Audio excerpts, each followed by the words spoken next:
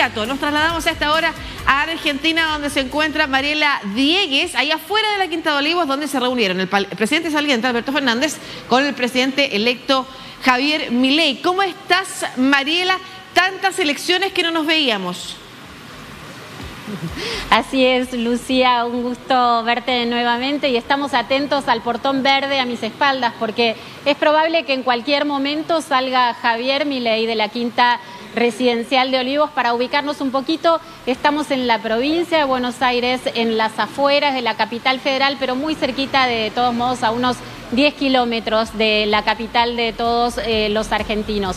Claro, el equipo de comunicación del presidente Alberto Fernández ya difundió la foto oficial y un comunicado muy protocolar, muy escueto, simplemente diciendo que, hablando en pasado, como si la reunión ya hubiese terminado, pero honestamente debemos asumir que si Javier Milei está todavía adentro de la residencia, todavía continúa algún tipo de conversación, algún tipo de negociación, o es probable que si la reunión se puso un poquito más amigable, Javier Milei esté en este momento haciendo algún tipo de reconocimiento de lo que debería ser su residencia oficial a partir del 10 de diciembre. Y por supuesto, toda la atención puesta en cómo va a ser esta transición hasta esa fecha, cuando de alguna manera ha empezado con algunos desencuentros, ¿no? Una reunión que estaba confirmada el domingo a la noche, que no se pudo concretar en el día de ayer porque en primer lugar había diferencias respecto de a dónde debía concretarse. Javier Milei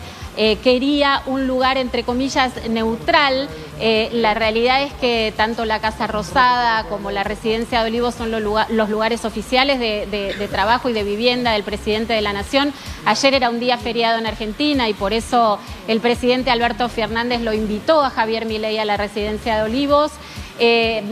Finalmente Milei accedió a que fuera en la residencia y por eso muy temprano, hoy a las 8 de la mañana, ya había ingresado a la casa del presidente para encontrarse a charlar con él sobre la transición, Lucía. Perfecto, mira, revisemos lo que efectivamente se puso en el comunicado de prensa que ya ha sido emitido y entregado a los medios por parte de la Presidencia de la República. Ahí tenemos, bueno, es que lo que pasa es que son escuetos los párrafos, pero la hoja era grande, entonces probablemente usted no lo pueda leer también, yo se lo leo. Dice: el presidente de la Nación, doctor Alberto Fernández, recibió esta mañana al presidente electo, doctor Javier Milei, quien asumirá sus funciones constitucionales al frente del Poder Ejecutivo Nacional a partir del próximo 10 de diciembre.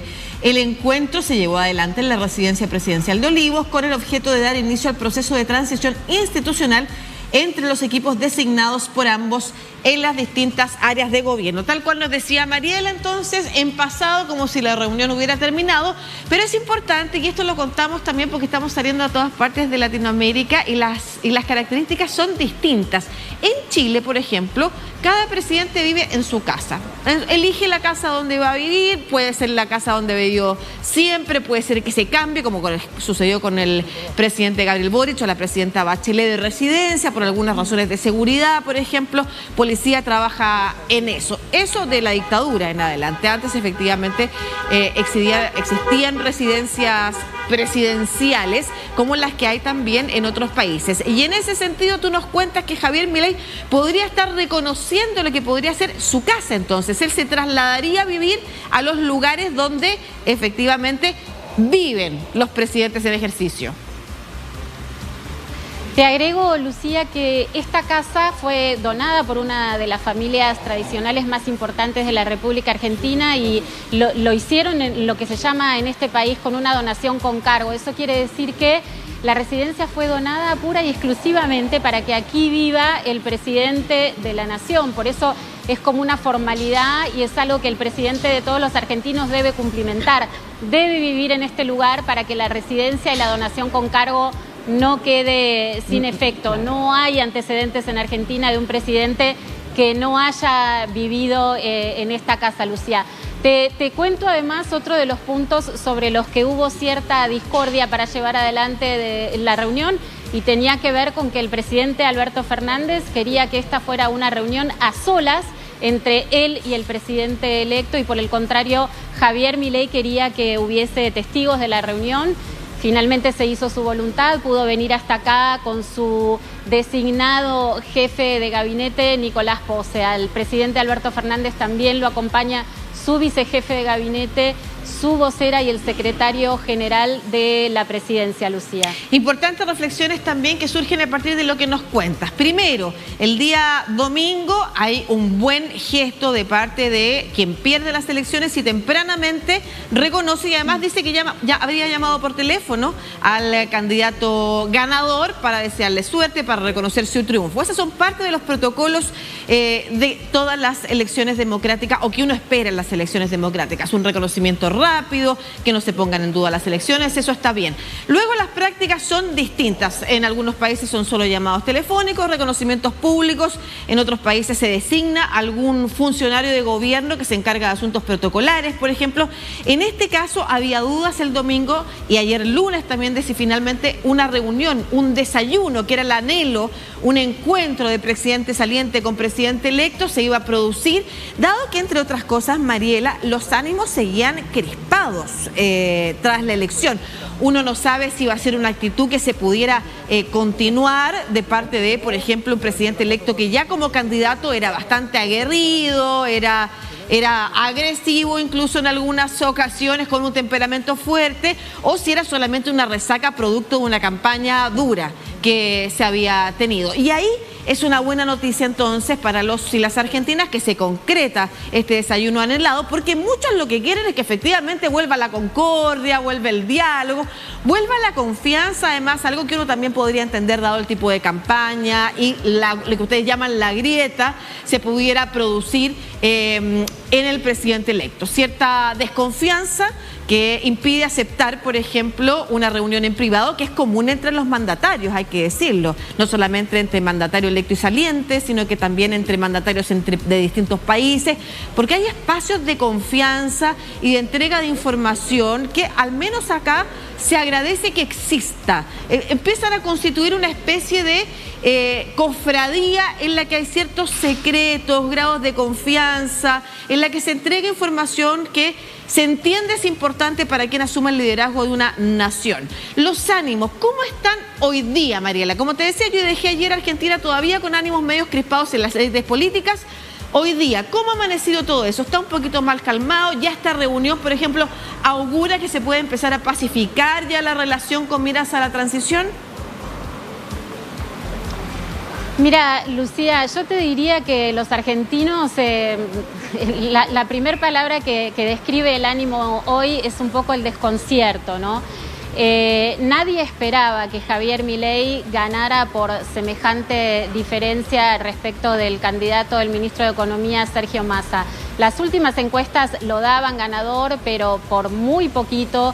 Se auguraba una disputa muy cabeza a cabeza, y el hecho de que Sergio Massa haya salido, inclusive cuando todavía regía la veda electoral, a reconocer su derrota, también sorprendió, ¿no? Era contra todo pronóstico.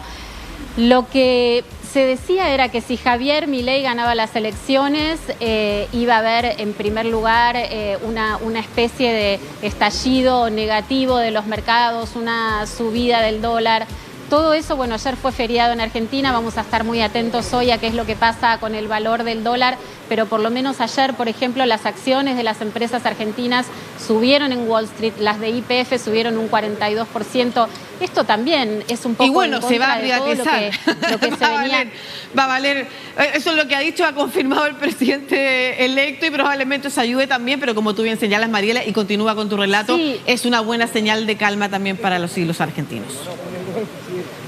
Mira, respecto de si se va a privatizar, definitivamente es un deseo del presidente electo, pero el principal desafío de Javier Milei hoy, Lucía, te diría que es construir consenso para gobernar, ¿no? Javier Milei la va a tener bien difícil.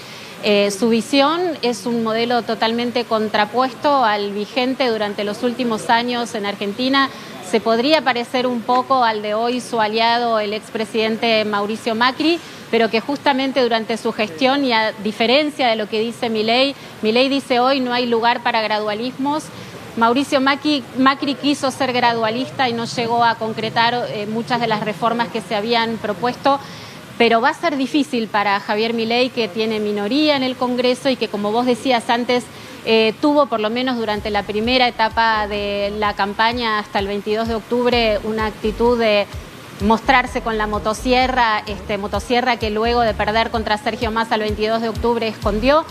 Es un presidente electo al cual le va a costar mucho llevar adelante todas sus reformas, Lucía. Sí, es importante lo que tú señalas y que ojalá también ahí la actitud de Milei como presidente ya en funciones a partir del 10 de diciembre y también lo que se haga previamente, y en ese sentido la reunión y los resultados de esta reunión son importantes, pueda construir apoyo, que no se sostenga un ánimo confrontacional que, como tú bien señalas, puede empezar a generar también crispación. Tiene que aprovechar ese 60% casi, esa diferencia de 10 puntos, perdón, que casi obtuvo, o más, y un poco más incluso, que obtuvo en las elecciones. Eso debe ser una señal también para quienes están desde la oposición gubernamental, pero con votos en el Congreso. Argentina, como muchos han dicho, votó un cambio. No se sabe, y esto lo dirán los análisis políticos más adelante, si efectivamente ese alto porcentaje de votos es un alto porcentaje de votos a las políticas que impulsa Milei, o si en realidad es un alto porcentaje de votos al cambio en la gestión política en general, al cambio de la clase política en su totalidad, dándole un premio a una persona que llega hablando de la casta, que reúne a todos los políticos como una clase igual, similar, que se ha estado aprovechando de los argentinos, y eso es lo que vota la gente. Y desde ese punto de vista, toda la clase política argentina tiene que tomar nota, y ojalá efectivamente Milei también, saliendo de ese ánimo confrontacional, logre los apoyos para generar al menos algunos cambios que empiecen a dar estabilidad y señales, buenas señales también al mundo que está observando y que se manifiesta, por ejemplo, a través de un voto de confianza en los mercados en la jornada de ayer. Mariela, en cualquier momento, volvemos a ti. Cuando salga, se abre ese portón verde ahí en la Quinta de Olivos, tú nos avisas y volvemos a ti. ¿Te parece? Me gustaría agregarte algo respecto de lo que vos decías, Lucía. Miriam Bregman, la candidata de la izquierda, que fue candidata a presidente también, dijo en los últimos días que va a salir y va a organizar la salida a las calles para resistir los cambios de Javier Milei. Y ese es todo un dato, ¿no?, respecto de lo que se viene en Argentina, una sociedad muy cansada, muy agotada, muy desesperanzada, y que si pronto empieza también a encontrarse con marchas y piquetes en las calles, también se viene una situación muy difícil, ¿no? Y es la propia dirigencia política, lo pongo en palabras de Miriam Bregman porque lo dijo, va a salir a la calle a resistir las reformas de Milei, que ya dijo en su discurso del domingo que él iba a ser muy duro con quienes se resistieran de manera violenta a sus propuestas. Dijo, dentro de la ley todo, fuera de la ley nada, ¿no? No se puede cortar calles, es contrario a la ley, pero es algo que habitualmente pasa en Argentina y es muy probable, porque ya lo adelantaron, va a empezar a ocurrir, ¿no? Entonces, seguramente en ese sentido también vienen tiempos difíciles, Lucía. Bueno, ojalá no sea así. Muchas gracias por tu análisis, muy importante. Y ahí cada señal que dé cada una de las voces. Miriam Bregman, como tú dices, igual representó menos de 3% de los votos de la elección presidencial. El rol del peronismo, la reflexión dentro del peronismo también es importante. Todos, de alguna manera, insisto, queremos que a Argentina le vaya bien, y ahí la clase política tiene que dar señales. Muchas gracias, Mariela. En cualquier momento volvemos a conectar contigo. Un abrazo. Hasta luego.